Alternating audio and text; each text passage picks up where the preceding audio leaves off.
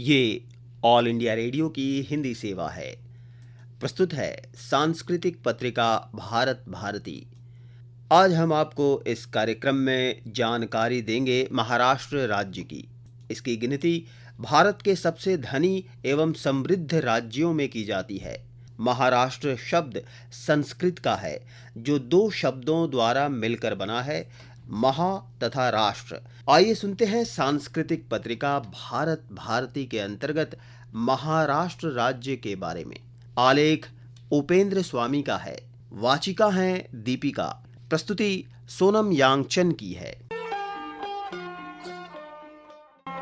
नमस्कार, भारत भारती के इस अंक में मैं दीपिका आप सभी का स्वागत करती हूँ। दोस्तों, आज के कार्यक्रम में मैं दिखाऊंगी आपको झांकी हिंदुस्तान की इस कड़ी में महाराष्ट्र की झांकी। तो आइए चलते हैं भारत के पश्चिमी हिस्से में स्थित महाराष्ट्र के इस सुहाने सफर पर।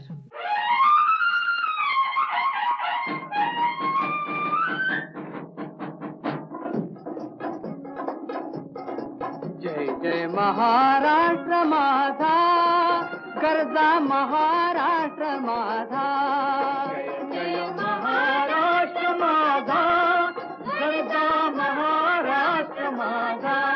जय जय महाराष्ट्र माझा, गरजा महाराष्ट्र माझा।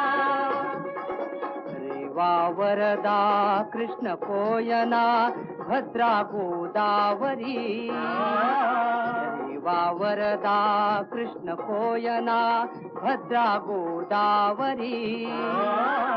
एकपणाचे भरती पाणी मातीच्या घागरी। एकपणाचे भरती पाणी मातीच्या घागरी।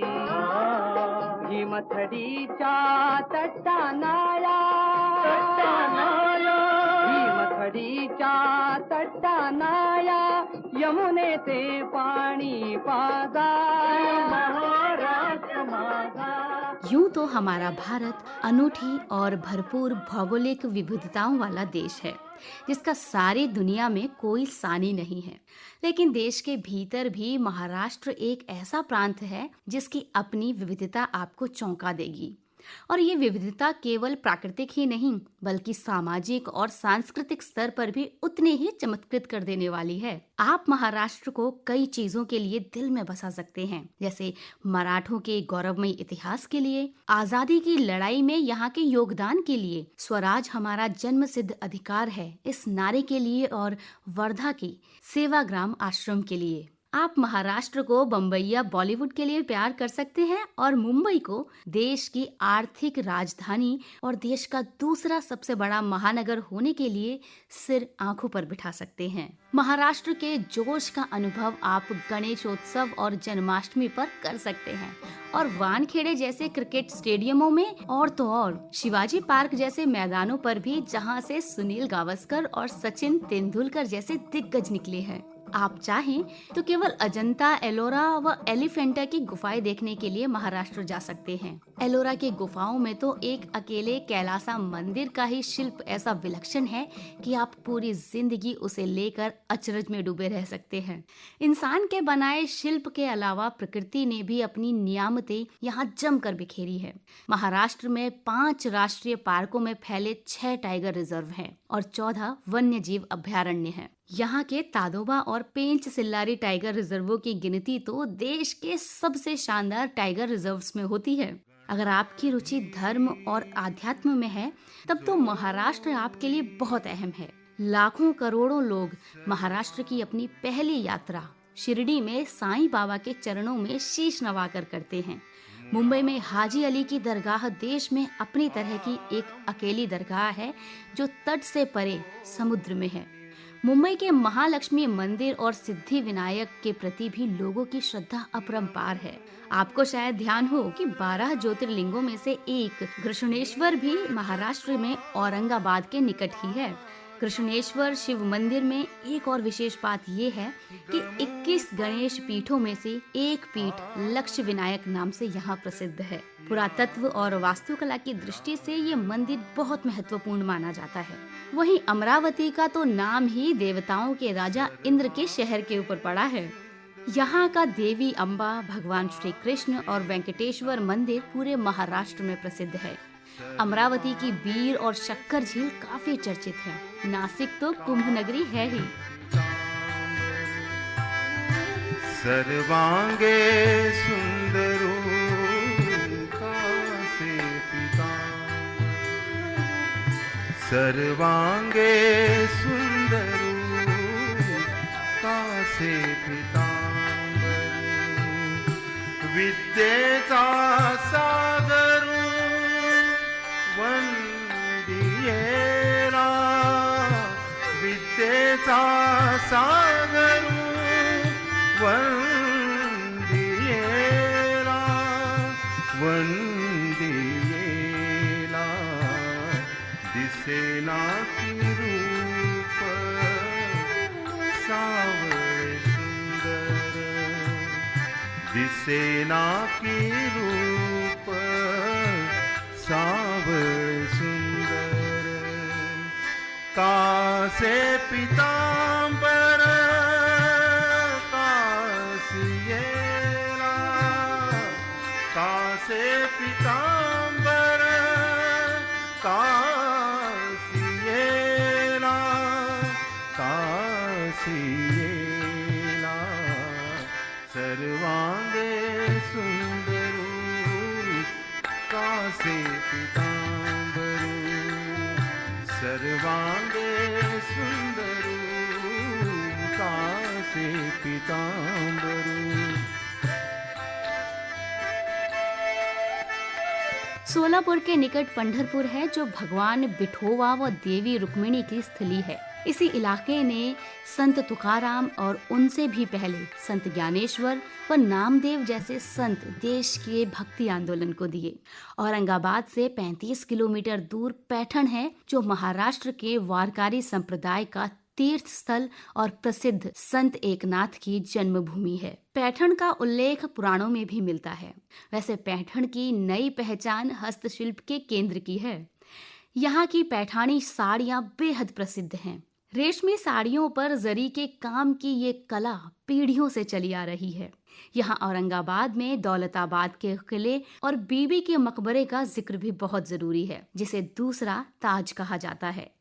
मराठवाड़ा इलाके में औरंगाबाद के बाद दूसरा सबसे बड़ा शहर नांदेड़ है, जो हुजूर साहिब गुरुद्वारा सचखंड के लिए जाना जाता है। यहीं पर सन 1708 में सिखों के 10वें और अंतिम गुरु गोविंद सिंह जी ने अपने प्रिय घोड़े दिलबाग के साथ अंतिम सांस ली थी।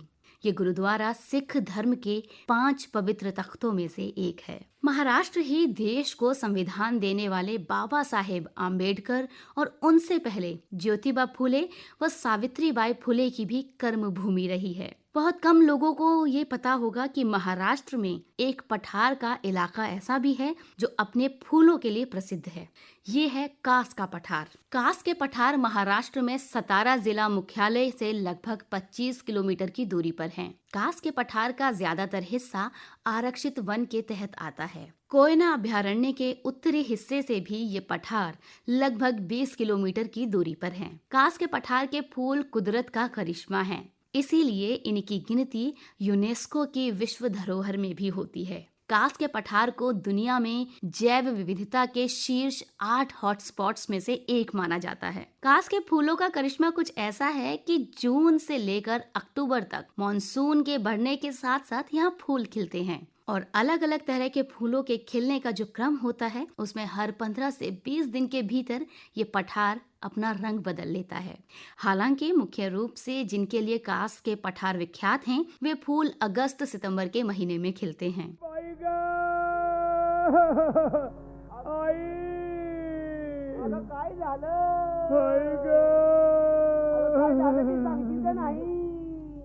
काय सांगू बया, लई त्रास.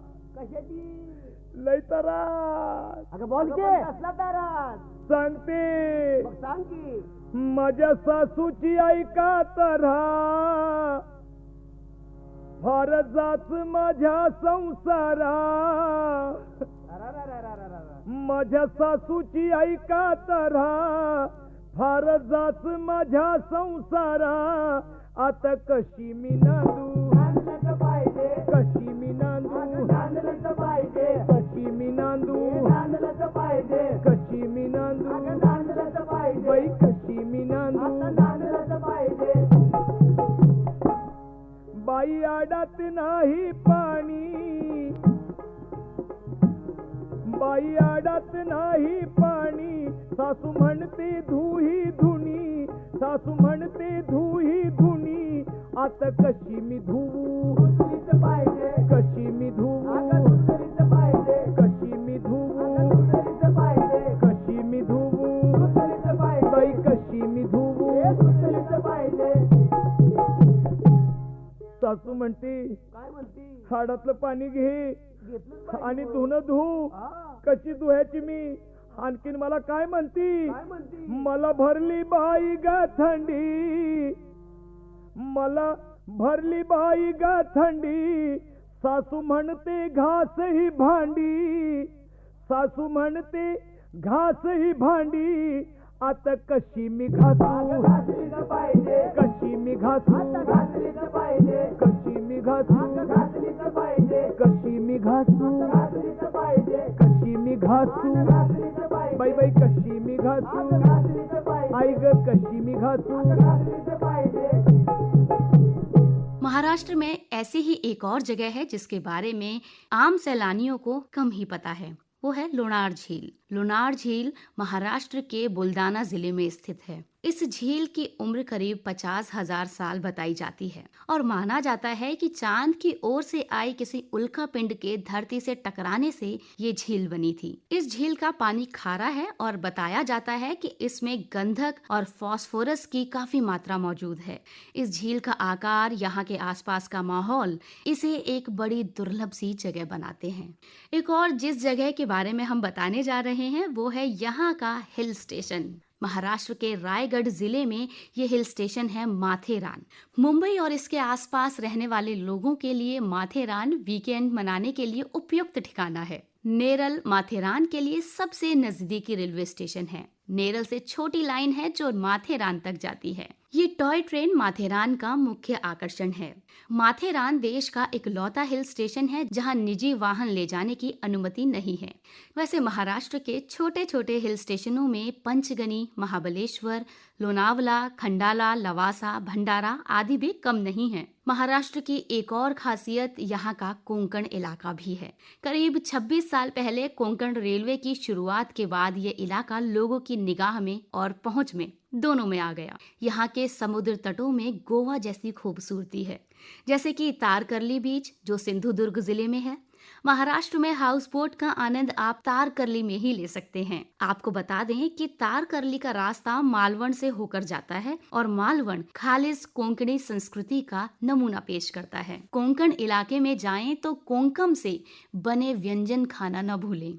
ये इस इलाके का खास फल है जो स्वाद में तो अनूठा है ही, साथ ही अपने औषधीय गुणों के लिए भी खूब जाना जाता है. मालवण इलाके का जिक्र खाने के बिना अधूरा है.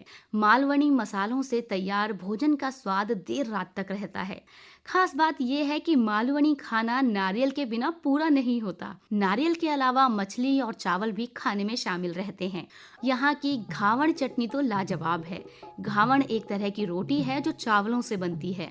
इसे आमतौर पर नारियल और हरी मिर्च की चटनी के साथ परोसा जाता है. कभी वहाँ जाएं तो मालवणी थाली जरूर खाएं. हालांकि महाराष्ट्र के बाहर मराठी भोजन के बारे में तो सोचते ही सबसे पहले कांदा पोहा, वड़ा पाव, भेलपुरी, पूरन पोली और पाव भाजी पर ध्यान अटक जाता है. व्यंजनों की विविधता के मामले में इस राज्य का कोई जवाब नहीं है. महाराष्ट्र के भोजन की विविधता को जानने के लिए आपको मालवणी के अलावा कोल्हापुरी, नागपुर और विदर्भ की थाली का भी स्वाद लेना पड़ेगा. सिंधुदुर्ग यानी समुद्र पर बना किला बड़ी शिलाओं व कई हजार किलो लोहे की छड़ों के सहारे पानी में खड़ी एक बेमिसाल इमारत, जिसे मराठा शासक शिवाजी ने सन 1664 में बनवाया था। अरब सागर में 48 एकड़ में फैला ये किला देखने लायक है। और तो और महाराष्ट्र में स्कूबा डाइविंग जैसी रोमांचक गतिविधियों के लिए भी सिंधुदुर्ग ही सबसे अहम जगह है। वैसे महाराष्ट्र में किलों की भरमार है और 2-4 नहीं बल्कि 50 किले यहाँ के वीरों की गाथाएं कहते हैं। माझ्या आईचा गोंधळ, माझ्या आईचा गोंधळ, बोलतालावर संबळ, बोलतालावर संबळ, बोलतालावर संबळ, धरा पाच मंगळवार, घाला थंडावत मोर, दूर जाईल समजा घोर, होईल सुखी यो संसार,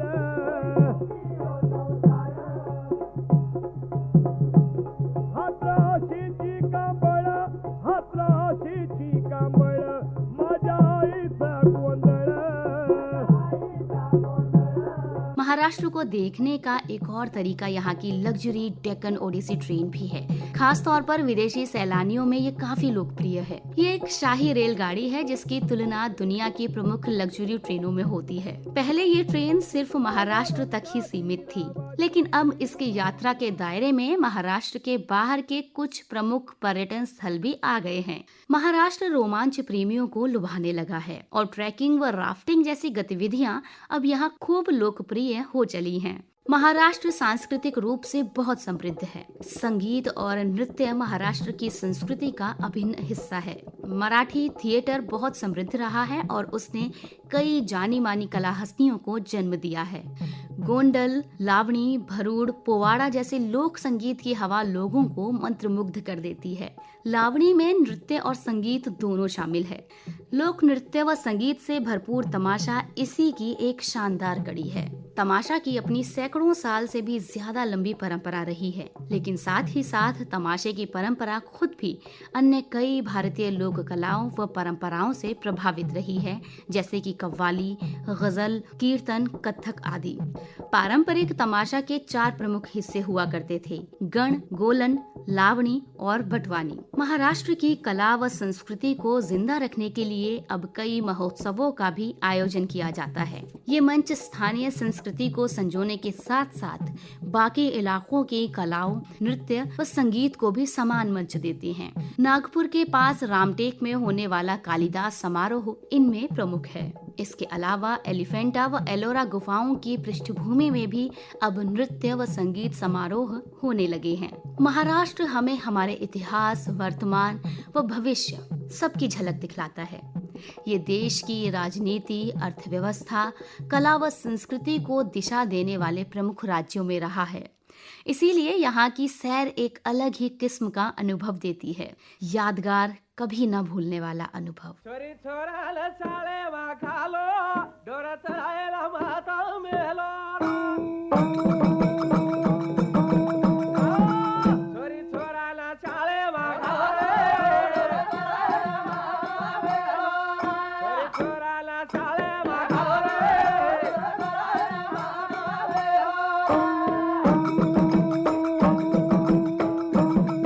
शाळारला गावल गोडी, मत बनाव ओला लाडी, पाटी